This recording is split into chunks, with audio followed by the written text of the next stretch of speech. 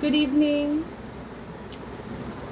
আজকে যখন আমার আলমারিটা খুলে অনেকগুলো ড্রেসেস দেখি, তখন আমার মনে পড়ে সেই সময়কার কথা যখন শপিং মানে আমার মা শুধু আমার জন্যই করে দিত। দুর্গাপুজোয় নিজের জন্য কখনো কিছু কেনেনি, কোনো দিনও না। মায়ের কোনো দিনও কোনো নতুন ড্রেস হতো না। আর ইনফ্যাক্ট দুর্গাপুজো আসলে মা যেহেতু টিউশন করতো, যেটা লোকে বলে কি করে খায়, যাই হোক, মা তো আমাকে এই করেই বড় করেছে। তো তখন দুর্গাপুজোটা আমার মায়ের কাছে একটা ছুটি, হলিডে। সারা বছর সে হলিডে এক্সপিরিয়েন্স করতো না। সো যাই হোক, মনে পড়ে মা বাড়িতেই থাকতো, তো নিজে কোনো জামা কাপড় কিনতো না, আমি আমার জন্য কিনে দিত। তো আমরা শ্রীরাম মার্কেট যেতাম। শ্রীরাম মার্কেটে স্প্ল্যানেডে একটা জামা, জাস্ট একটা জামা কি 2000 টাকা, মানে অ্যাট দ্যাট টাইম, আজ থেকে 2007-08-এর কথা বলছি, একটা 1500 টাকার জামা মানে which was equal to 10,000 for us. আমার মা মানে ওই একটাই হয়তো জামা কিনে দিতে পারতো শ্রীরাম মার্কেট থেকে। আবার এখান থেকে যেখানে মানে আমাদের লোকাল মার্কেট থেকে হয়তো 3-4টে দিত, বা টিউশন বাড়ি থেকে অনেক সময় পেয়েছি, তো আমার ড্রেসেস হয়ে যেত। তো এখন যখন মানে ওই সময়টা ভাবি যে আমরা না কোনো দোকানে ঢুকতে ভয় পেতাম, কত দামি হবে, মানে সব দামি দামি জিনিস, সব দামি দামি আমরা কিনতে পারবো না।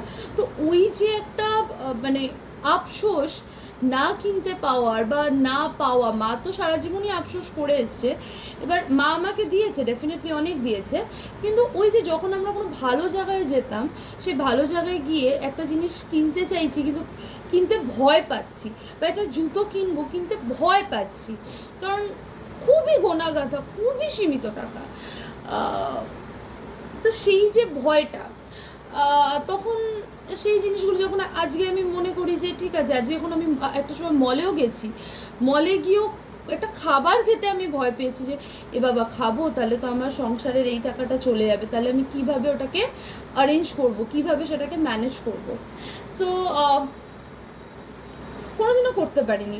আমার মা 2টো কুর্তি আর একটা চটিতেই সারা বছর কাটিয়ে দিয়েছে, কি 2 বছর ওই জামাতেই কাটিয়ে দিয়েছে। তারপরে তো ফেরাফয় টিউশন বাড়ি থেকেই মাকে একটা 2টো কুর্তি গিফট করেছিল, আমার মনে পড়ে। তো এরকমও সময় গেছে। তো এখন যখন মলে গিয়ে একটা দুটো জামা একটু কিনতে পারি, বা একটু সাহস করতে পারি যে না ঠিক আছে কিনতে পারবো, পরে যদি এই টাকাটা কমও হয়ে যায় তো ম্যানেজ করে নিতে পারবো কোনো রকম, কিন্তু তখন এই সাহসটাও ছিল না। তো আমি ভাবি যে তখন যখন আমাদের ছিল না, তখনও মানুষ হেও করেছে, আমার তো নেই, ও ওরকম।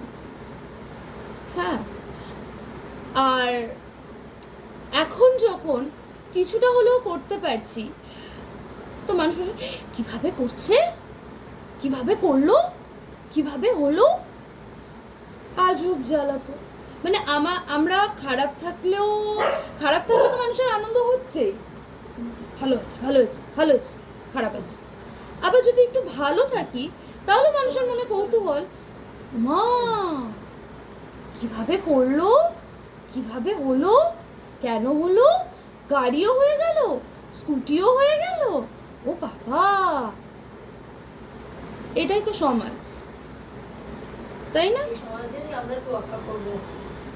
এটাই তো সমাজ, এই সমাজেই আমরা বাস করি। যাদের টাকা কম আছে না, তাদেরকে মানুষ হিসেবে দেখি না। আমার পাড়ার নিজের এক্সাম্পল, আমি আমার কথা বলছি না, বাট কিছু একটু নিচু শ্রেণীর যারা মানুষ আছে তাদেরকে মানুষ বলে পাত্তা দেওয়া হয় না। সবাই ওই বড়লোক, যারা বড়লোক 4-5 জন মুষ্টিমেয়, তারাই সবাই মানে তাদেরই সেই চটি চাটা যায়, তাহলেই ভালো বলছি। আর মানুষ যদি একটু ভালো থাকে তাহলে সবার প্রবলেম হয়ে যায়, কিভাবে হলো,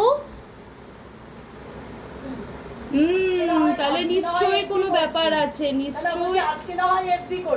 আরে হ্যাঁ, সেটাই তো, আমি যখন আজকে না হয় এফবি, আজ থেকে 2015 সালে এফবি ইনস্টা কোথায় ছিল? হ্যাঁ ছিল, কিন্তু আমি তো জানতাম না, না আমি ফেসবুক করি, না আমি ইনস্টা করি, না আমি টিকটকে ভিডিও করি, আমি কিচ্ছু করি না, আমি জানি না। তোর কি অ্যান্ড্রয়েড ফোন ছিল? অ্যান্ড্রয়েড ফোনটাও ছিল না। হ্যাঁ, তোর মায়ের ছিল? না, মায়েরও অ্যান্ড্রয়েড নেই তখন, আমারও অ্যান্ড্রয়েড নেই, সত্যি কথা বলতে। এখনো ডাউট করে কি করে? হ্যাঁ, না বলছি যে তখনও আমার অ্যান্ড্রয়েড নেই। 2015, 16, 17 ওই সময় আমার অ্যান্ড্রয়েড নেই। তো আমার একটা স্টুডেন্ট আছে, ও খুব টিকটক করতো। তো দিদি দেখো এই ভিডিওটা করেছি, আই ওয়াজ লাইক ওকে, আমি তো এগুলো জানি না, কারণ সময় নেই এগুলো জানার। তখন আমার ওই টাইমটা কেউ দেখে আসেনি, আর যে হঠাৎ করে নতুন আমার ফেসবুকে দেখে লোকে মনে করছে আরে এ তো এইরকমই, এ তো এইরকম, একে কি করে টিচার রাখে, একে কি করে টিচার রেখেছিল, টিচারের যা কোয়ালিটি ছিল তা তোদের মতন বড়দের এরকম কোয়ালিটি আছে। আচ্ছা, আমি ক্লাস 12 পড়ে যদি 3-4 এর বাচ্চাও যদি না পড়াতে পারি, তাহলে এই পড়াশোনার কোনো মানেই হয় না। ক্লাস 12 বা গ্র্যাজুয়েশন করে যদি আমি ক্লাস 3-4 1 2 3 4 না পড়াতে পারি, লজ্জা ধিক্কার সেই মানে এডুকেশনে, যদি আমি এরকম না পড়াতে পারি। আর সব থেকে বড় কথা, আমার ড্রেস আপ নিয়ে আমি তো কখনো কারোর কোনো প্রবলেম হয়নি। আমি আমার স্টুডেন্টের বার্থডেতেও গেছিলাম অনেক শর্ট স্কার্ট পরে, তাতে কিন্তু they were very broad minded. তো কিছু কিছু পেরেন্টস ছিল খুব ব্রড মাইন্ডেড, তাদের কোনোদিনও কোনো প্রবলেম হয়নি। ঐন্দ্রিলা এরকম জামা পরে এসছে বা ঐন্দ্রিলা এরকম করে এসছে, কোনোদিনও না, এক্সেপ্ট ওয়ান বিহারি ফ্যামিলি, কারোর অসুবিধা হতো না। তো যাই হোক, আমি এখানে কাউকে রিজন দিতে আসিনি, আমি বলছি আমি একটুখানি জানতে চাই যে সিভিলাইজড অর্থটা, না বাদ দাও, আমি সবাইকে জবাব দিতে আসিনি, আমি জাস্ট বলছি যে তখনও আমি টিকটক করি না, ফেসবুক কী জিনিস জানি না। আমার মাকে আমি ইউটিউব খুলে দিই জাস্ট কয়েকটা ভিডিওস করার জন্য, মা ব্লগিং করতো, আমি কিন্তু নেই, কোনো কিছুর মধ্যে ছিলাম না। আমি রিসেন্ট মাকে জয়েন করেছি just to help her out, কি একটু মা একা একা ভিডিওস করে, তো আমি মাকে একটু হেল্প আউট করি, দ্যাটস ইট। তো এর আগে অবধিও তো না, আমার তো ফেসবুক ছিল, মানে ওপেন করা ছিল, অ্যাকাউন্ট এমনি পড়ে থাকতো, তো আমি চাইলে আমার ফেসবুকেও করতে পারতাম, আমি কখনো ভিডিওস করতাম না। অন্য সবাইকে দেখতাম ইনস্টা করছে, হ্যান করছে, আমার এখনও ইনস্টা নেই, এখনও আমার নিজস্ব ফেসবুক নেই। তো বিষয়টা মানে লোকে কত ইজিলি মানুষকে জাজ করে ফেলে, আরে ও খিস্তি মারছে মানে ও বাজে, আরে ওর মুখের ভাষা কত খারাপ তার মানে ও বাজে মেয়ে, আরে ও এরকম জামা পরে তার মানে ওর চরিত্র খারাপ। মানে এটা হলো আমাদের সামাজিক গঠন, কিচ্ছু করার নেই। হ্যাঁ, আমি তাই মাকে এক এক সময়, মা আমি হাসি আর বলি যে মা তখনও যখন ছিল না তখন মানুষ হেও করতো, হেও করতো দাঁড়াও, আর এখন যখন একটু করতে পারছি বা একটু মনের শখ পূরণ করতে পারছি, একটু ভালো খাচ্ছি, একটু ঘুরছি, তখনও মানুষ বলছে কিভাবে করছে, এই কি